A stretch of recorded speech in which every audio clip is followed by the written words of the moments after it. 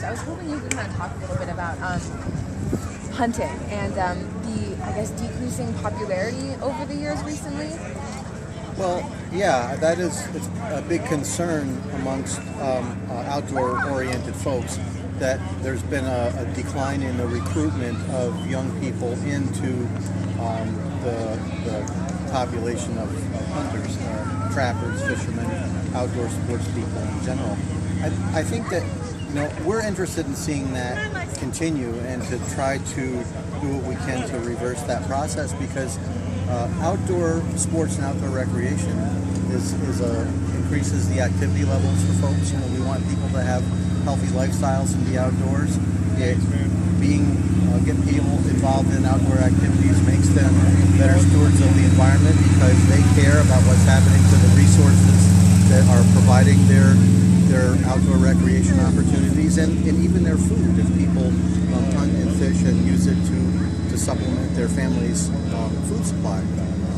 So it is a concern, and I think that a lot of the decline has to do with an increase of populations in urban and suburban areas where access to land is declining. It's tougher. At one time, land was much more open, even in the area where we are right now, where the land was farmed. It was open. It was much less difficult to find places to go hunt.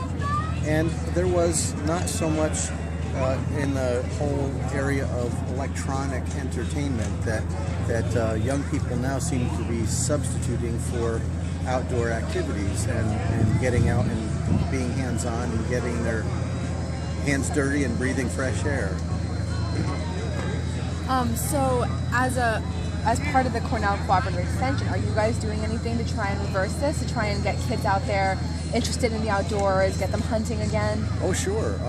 There's a lot of outdoor activities in our youth programming. The 4-H Youth Development Program has all kinds of enrollment opportunities for outdoor activities. We have a 4-H shooting sports program. One of the tools that we use for the shooting sports program is the hunting and shooting simulator that we have set up in the trailer right over here to get youth familiarized with firearms and firearm safety in ethical hunting situations.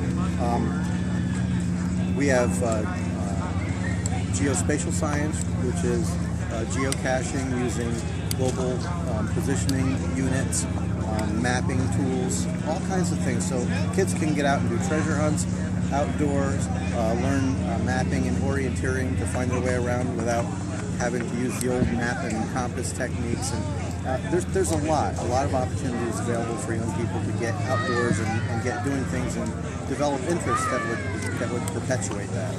So is there anything in the realm of lack of game or difficulties in getting licensed? No. It's more of individuals, adults drop out of that activity, and then it's generally intergenerational. It's passed on among families, and if a father or mother, due to whatever difficulties they have, time away from work, access to land and so on, and they don't bring their kids into those sports, then that's why we see the decline. There's just as much game out there as there ever has been, and in fact, most areas the State Department of Environmental Conservation finds a challenge in managing, for example, the deer herd at the level that they'd like to keep it at. So there's definitely no lack of game. There's more of a lack of access to land to be able to get at the game, and more land is privately owned, not necessarily by farmers who don't mind people hunting on their land. A lot of hunters themselves control a lot of land and keep the access tightly regulated. And in general, people are much more private and less.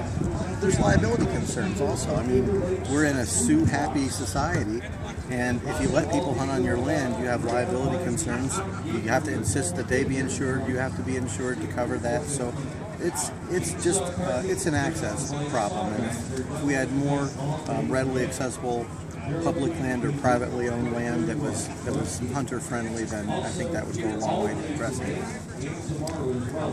Thank you very much. That was very, very helpful.